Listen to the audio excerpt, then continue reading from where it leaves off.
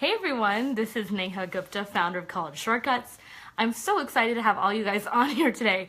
Now you may be wondering what's going on. Actually, I've brought you guys to my childhood bedroom. No joke. I painted that in high school. I was very artistic. That's my wall. My parents actually bought me a canvas. And I'm so excited because I have someone.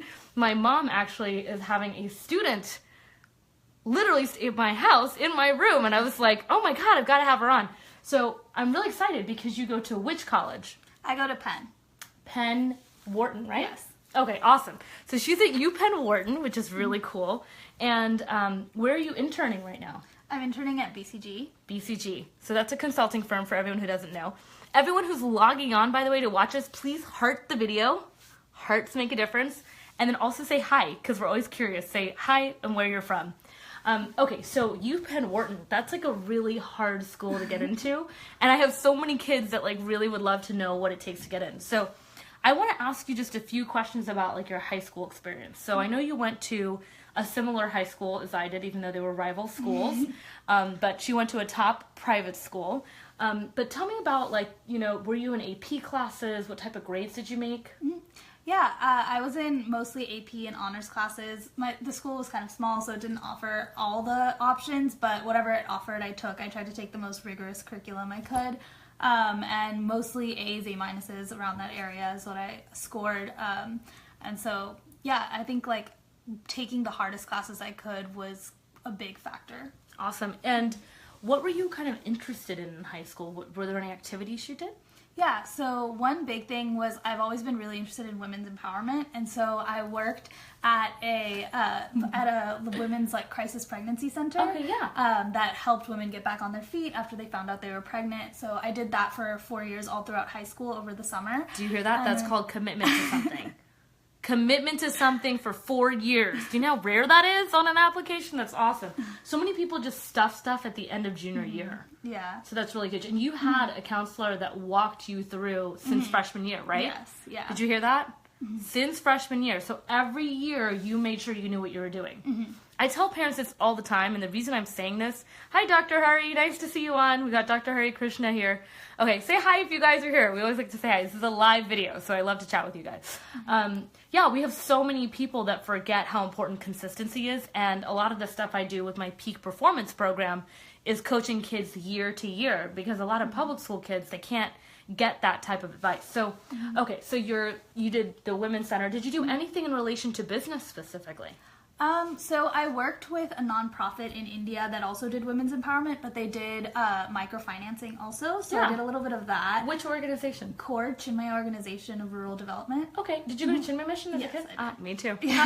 How funny. Okay, cool. Good to know. That's amazing. Yeah, that's a really cool program. I was expecting you to say something like Pratham or some of these other organizations, but that's really cool. So yeah, I'm for everyone that's logging in, my name is Neha Gupta, founder of College Shortcuts. It is very fun to share this video with you guys. I'm in my own childhood bedroom, and I'm so excited. I've got someone from UPenn Wharton here. So we've talked a little bit about your grades. We've talked about some things you've done. Tell me a little bit about test prep and how that was for you. Yeah, so for me, I took the SAT and I did a test master's course. Okay. My journey was a little interesting because I planned to kind of just knock it out over winter break, and I studied really hard. I did the test master's big list of 2,400 words. I memorized all of them, and I really crammed and did exams every week. And the first time I did it, I was actually so burnt out that I didn't do super well. I did okay, but I was really disappointed because I had always wanted to go to Penn, and I knew my score wasn't up to par. So, but interestingly, even though I didn't do well the first time, even though I'd studied so much, in May, when I took it again, I just kind of refreshed a little bit. I didn't go as hard, and I did really well in May. So I think it's important to kind of spread it out a little bit more, and I realized that the hard way to just not get burnt out. You're talking about junior year, right? Yeah. So listen to this, everyone. And oh my God, there's so many people listening right now. I'm surprised. Do you guys not sleep? It's so funny. Okay, so hi everyone. Go ahead and say hi. Like the video. Okay, so yeah, that's crazy because I think so many times people wait till senior year. I was talking to a mom today that was like, my child has a 1,200 on the SAT. I'm like, they're a junior, right? She goes, no, they're a senior. And they've only taken it once. So it's pretty painful. You know, it takes a lot of time. People have to like plan ahead, and people don't realize like, and especially junior year is already an intense year. So it's good to kind of spread it out versus just like cram everything in. I don't think cramming's a strategy, by the way, just so you guys know. Okay, so SAT score in the end was 2330. 2330. Just so you know, guys, it's like almost equivalent to like practically a perfect score. It's like in the 1500s. So great GPA, great classes, commitment to activities, great test score, obviously. What made you pick UPenn Wharton, and how long did you know you wanted to go there? It was an interesting journey. I kind of played it on the more safe side for a while. I wanted to do pre-med and become a doctor because that's what my mom was, and I knew kind of the life path with that. I had an English teacher my sophomore year who really pushed my thinking out of the kind of safe zone to explore things that I wasn't so sure about. And like my parents, neither of them really did business. One's an engineer, one's a doctor, so I didn't know anything about it. But I knew that I loved all the club activities where I managed things, and I loved kind of the really practical stuff I did at school. Yes. So then I figured I would be interested in it. And the thing that I loved is I have never been the type of person who just loves one thing. I really like intersectional things. So I never really wanted to do just finance or accounting or management or anything like that. And Wharton had the opportunity for me to either create my own concentration or pick one of the like many intersectional ones they have. So right now I'm doing behavioral economics and business analytics, both of which are combinations of different departments. Yeah, and they're very different. Yeah, they're very different. That's why when she told me, so we were having dinner, we were having like Raj Michel earlier, and we were just talking, and I was like, oh my God, I've got to have my listeners listen to this because it was such a good conversation. Like, I found out in college people use Tinder. I thought that was like just like an old people's app, and she was like, no. So I'm learning so much, and like UPenn, by the way, is like one of the most attractive campuses, as you can see. I was like, are there lots of hot people on campus or something? I thought they'd look like nerds. They're having really fun time. So it sounds like you had a mentor at some point in your journey to kind of show you, because sometimes parents, obviously they want the best for their kids, but they don't always have like all of the broad view of things. Yeah. Did you apply anywhere else? So because I applied early decision, the only other place I had applied to by the time I got the result was UT Business Honors, and I also loved that program. The only caveat I had with that was because you're kind of siloed into majors. That was the only thing I wasn't super crazy about, but I did love the program, and once I got in there, I literally deleted like half of my application. Yeah, no, it's great you did that. Yeah. Because a lot of people don't, and they just keep taking spots of like everybody else's. It really drives me nuts when I see that. So you applied ED to UPenn, and what a lot of people don't realize is that's early on your senior year semester, right? Like, early. Yeah, like September. Yeah, do you hear that? Did everyone hear that? September.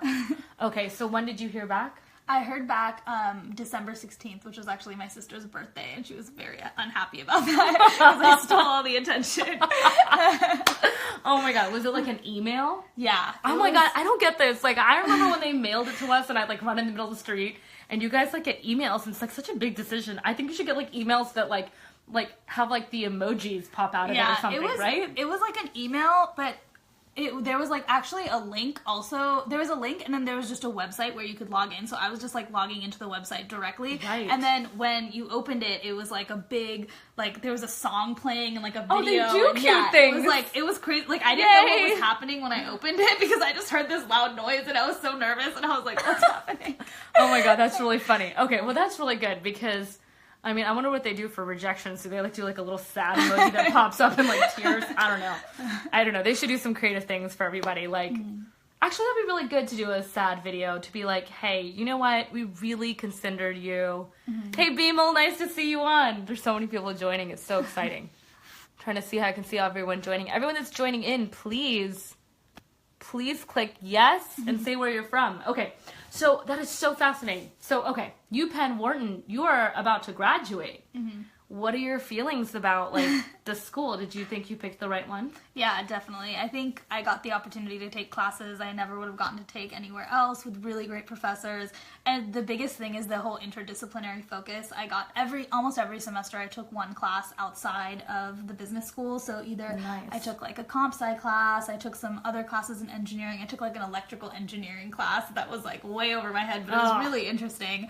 And I would have never done that at Rice. I'm sorry. My cousin cousin was a double E at Rice, and he, like, studied, I don't know, like, Yeah. I thought I studied a lot, but he was, like, I don't think he slept for 4 years. Really? I don't know why Yeah. double E is a major, personally. I think it's too hard. Yeah. But no, so that's so funny. So you got to take different classes. Mm-hmm. What would you say are, like, the 3 qualities people look for at UPenn? Just based on the kids you know, like, Yeah. there's always what I would say kind of a, not that they don't pick, like, different, this is what's Yeah. funny. So I'll just use the analogy really quickly. I had a client recently, if you're on watching my client, I can't say the client name, but I got chocolates in the mail. Now, a lot of people don't know this, but, like, I really love it when clients send me gifts. It's really sweet. So I got this little box of chocolates, which, so I was telling her, I said, you know, it's so interesting, like, and I was thinking about this, and I thought about Forrest Gump, and I was like, you know, oh, hey, Neha, nice to see you on. Oh my God, there's someone with my name on. Life is like a box of chocolates. You never know what you're going to get. And I was thinking to myself, the college admissions process is like chocolate, because you never know what flavor they're looking for. So, like, UPenn, because she did early decision as well, by the way, since they accept upwards of, like, 30 to 50% in first round, was like, oh, she seems, well, you liked the ancho chili one, so we'll go with spicy for her. Like, we don't know, maybe they'll pick ancho chili this time, or maybe they'll pick hazelnut, like, you know, they want a hazelnut type of student. You just don't know what's going to happen. That's why you have to really put your best foot forward, right? I mean, September, high school doesn't open until, like, mid-August.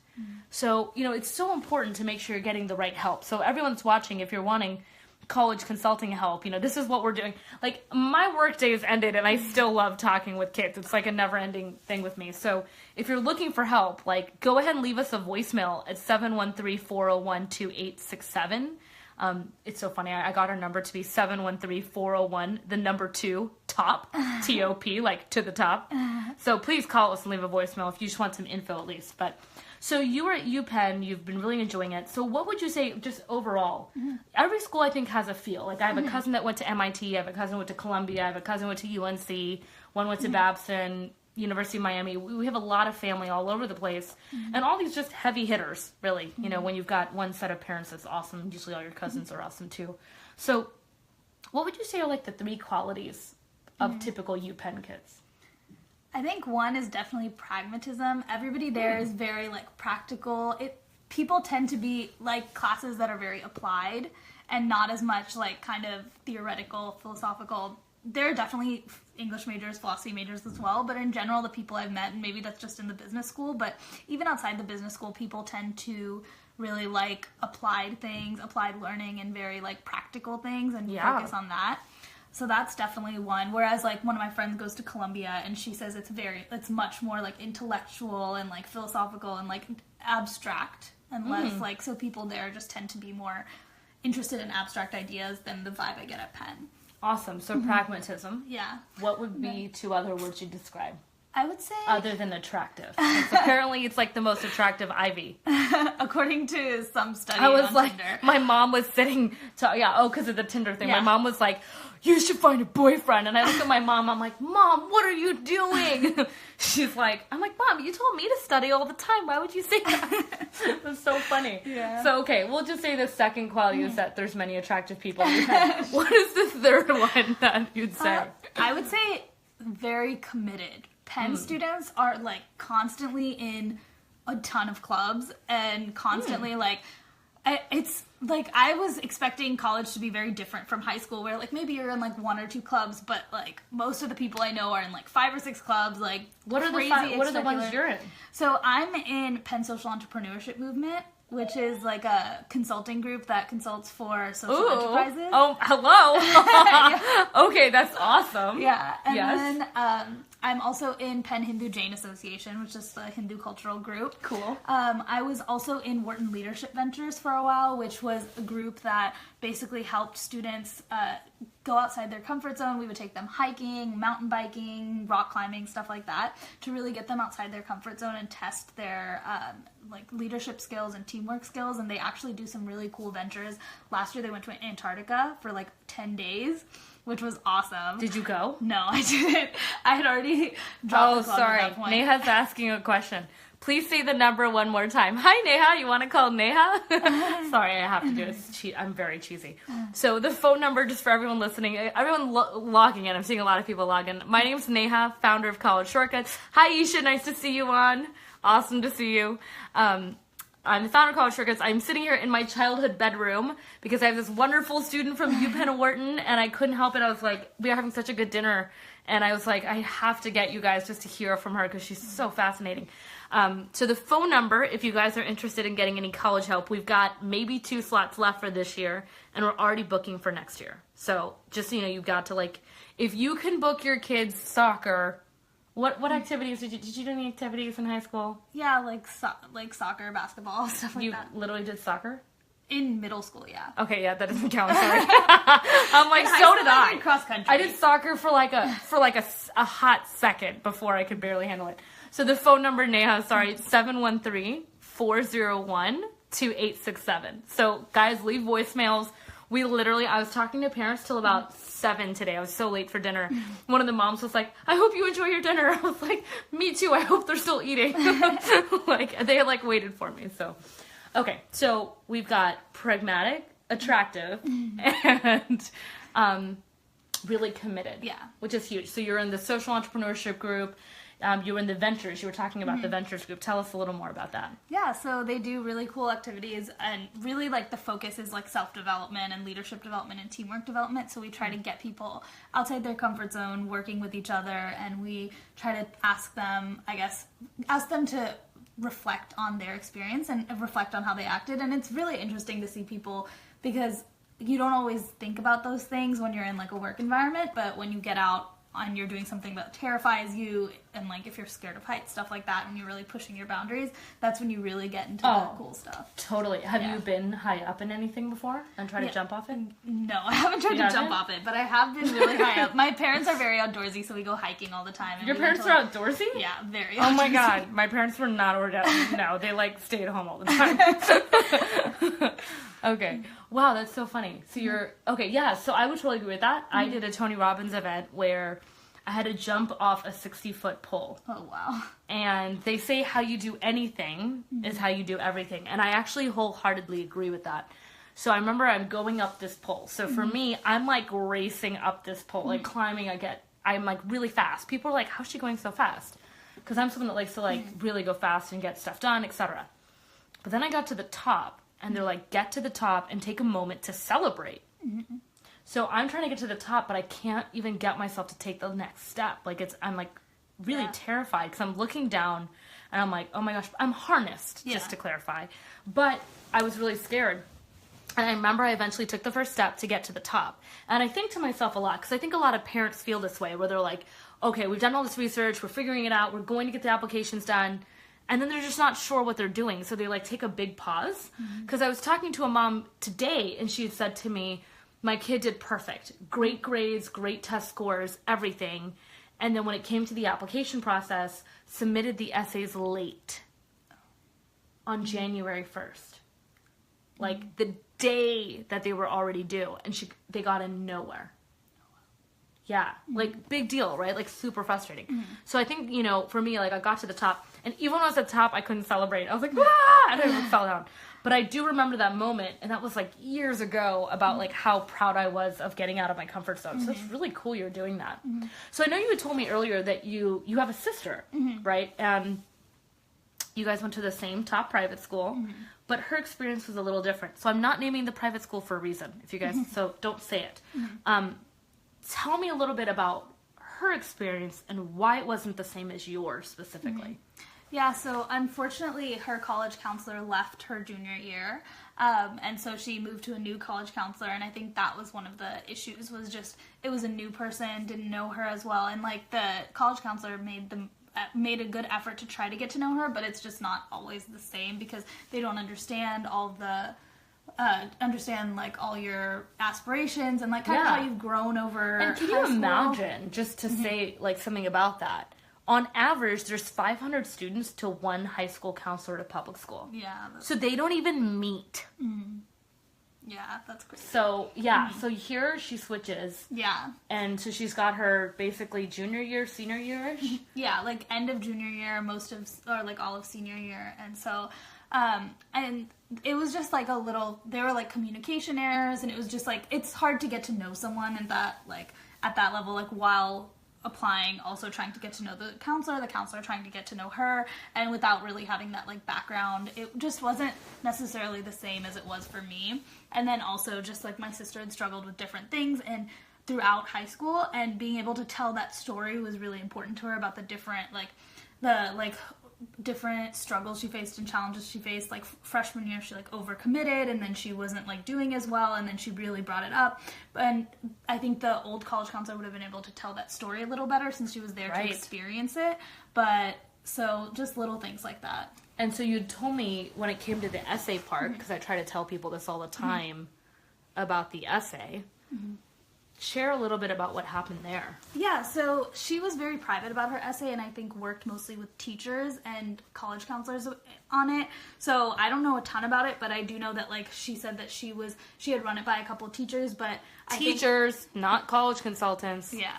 And then her college counselor, and they had all kind of given her different advice, and she was not really sure. That's not helpful at all, because there's no... So you didn't read the essay as an older sister. No. I read, like, an early draft, but I never read, like, the final thing, and she didn't really share it with us, like, with my parents either. She just wanted to kind of... She needed an outside party, really, right? Like, what grade is she in now? She's starting her freshman year of college. Okay. And so I'm assuming, and you had said earlier, like, because of that experience, now I'm assuming her grades were pretty good, yeah, right? Her grades were great grades, obviously, like, you know, worked hard, etc., top school, but then she didn't get into, like, barely one private university. Yeah, the private universities was something that she, like, struggled with, and so she wasn't really sure why, and her college counselor just said with private universities, it's very variable, and it's kind of... unknown. Like, I think that's really an excuse. That's just my opinion. Like, I'm sorry, you go to literally a top 2 private school of Houston. You know what I mean? Like, get your stuff together. But also, it's one of those things where it's like, she didn't share her essay with you or your parents, so you don't even know, right? Like, and the essay, like I tell a lot of people, it's the make or break part of the application. So it's so important. Well, I'm sorry your sister went through that. I'm glad she still ended up at a good school. Yeah. Regardless, she's still at a good school, so she's okay, and she's still going to be awesome this year. And everything works out for a reason. But I think it's just, I wanted to share this story because, you know, here we've got a student from UPenn Wharton. Okay, it's like one of the most challenging. I still can't believe my cousin's photo is still up on the, like, seriously, that photo is, like, so old. Yeah. Like, do you see it often, or is it, like, in one of the admissions offices? I don't remember where I've seen it, but I know it's there somewhere, because I've definitely seen it. I know. It's really weird. And one of my cousins is, like, a top guy at UPenn Wharton. Anyway, so it's just really funny, because, like, everyone's like, hey, I saw your cousin in the admissions office at Wharton. I'm like, I know, I'm sorry. So weird. But, I mean, I think it's amazing you got in there, and I also think it's really fascinating that, like, the college admissions experience isn't always the same for both kids, and I think it's really, like, listening to her story about it, I think that's really important. And the second thing is, like, your description of UPenn kids, like, so many people don't realize how different every kid is, or every college is, right? Like, I had a student I interviewed at Stanford who was, like, had such different words than, like, the NYU student I interviewed. I'd done this course called Backstage Pass, which I'll probably put this video in there, actually, because I interviewed a student from Harvard, Stanford, MIT, Rice, University of Miami, so many different schools, San Diego, all sorts of schools, and every one of them had a different answer to those 3 qualities. And I don't think most students know about that interdisciplinary focus. Yeah, it's very focused. How did you know that? When they came to, like, our college fairs in our high school and, like, the info sessions, they really emphasized the interdisciplinary nature, because you can easily take classes in any of the schools. They're all, like, That's crazy. You register for all of them together. You can even take classes in some of the grad schools your junior and senior year. It's fairly easy. You just get a permit from the professor. One of my friends took, like, an advanced, like, she took an advanced in, like, IPD, which is, like product design. Class, and it was like this, like, cool IoT, like, smart object class. So you can basically take a class that's not entry level. Yeah.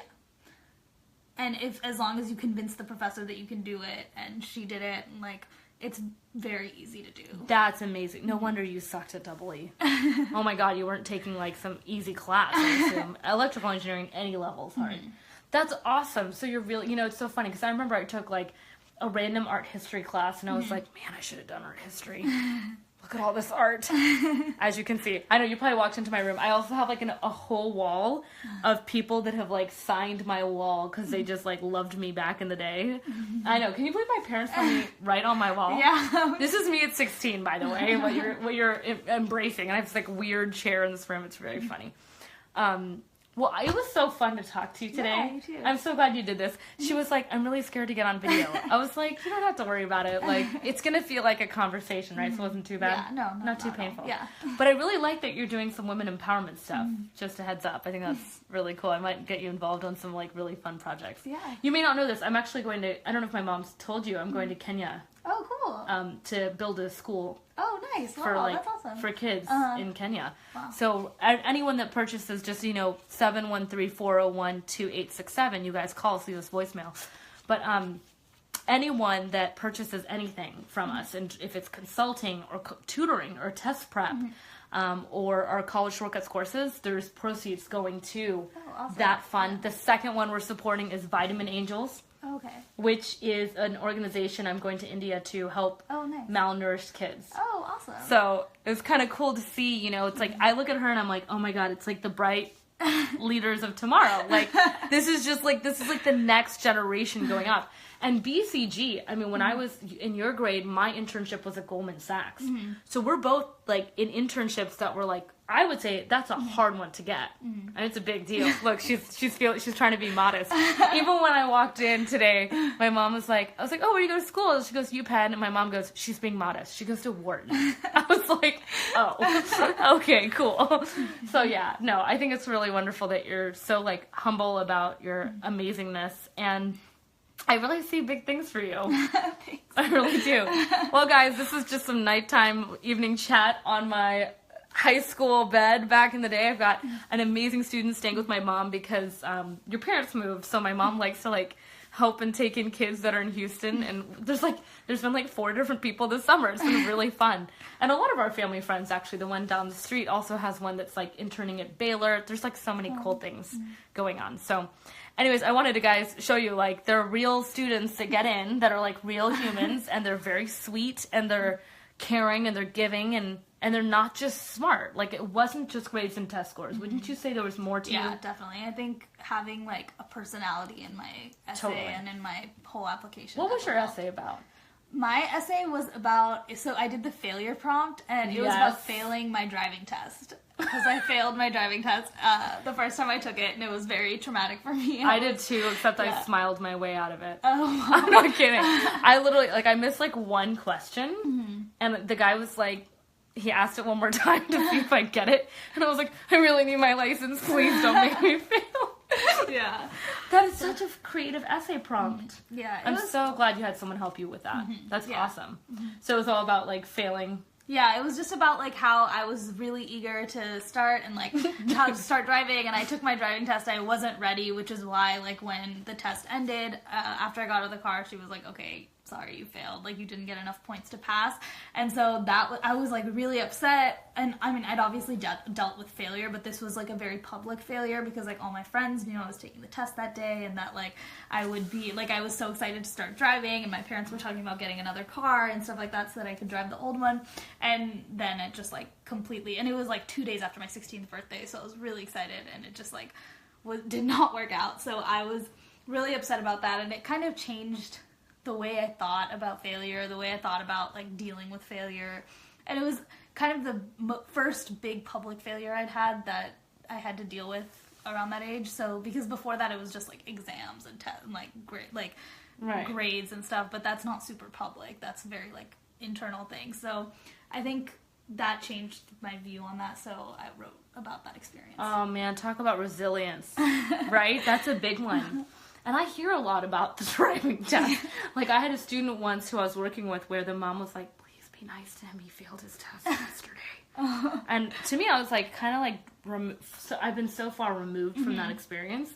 But I do remember, like, when I had almost failed. Yeah. And I was like, you can't fail me. Yeah. And the driving teacher was like, I'm talking about the written test, just to clarify. Because, okay, written test, what else? But driving test, I can understand. Yeah. Like, and I always, like, tell parents, like, I look at my, like, nieces and nephews, I'm like, they're gonna be behind the wheel? Like, no, these are, like, kids should not be driving. Like, you shouldn't be allowed to drive to, like, 25. I don't understand these rules. So I was like, you know what, this is the one thing you just don't want to rush. Yeah. Mm-hmm. Telling you don't want to rush that one. It's okay, guys. It's okay to fail sometimes. Yeah. So, yeah. Well, it's so fun to have you on. Yeah, thanks. Oh, my gosh. She'll be staying here for another week. Maybe I'll, like, stop by the house again and do another fun interview. But hope you guys have a good time. Don't forget to call us, everyone logging in. This is Neha Gupta, founder of College Shortcut. I just finished an interview with a UPenn Wharton student that is staying in my own room, which is so cute. They've never seen my childhood rooms. They're probably like, what is all that? Yeah, it used to be very artistic back in the day. And my mom has been nice enough to keep my room the way it's supposed to be. So, and so if you guys want any more information, if you need help with tutoring, with SAT or ACT or IC or PSAT prep, if you need college consulting, you know, she talked about her story, but even her sister's story, having a third party can really help. Or any of our courses, please call us at 713-401-2867. All right, bye guys.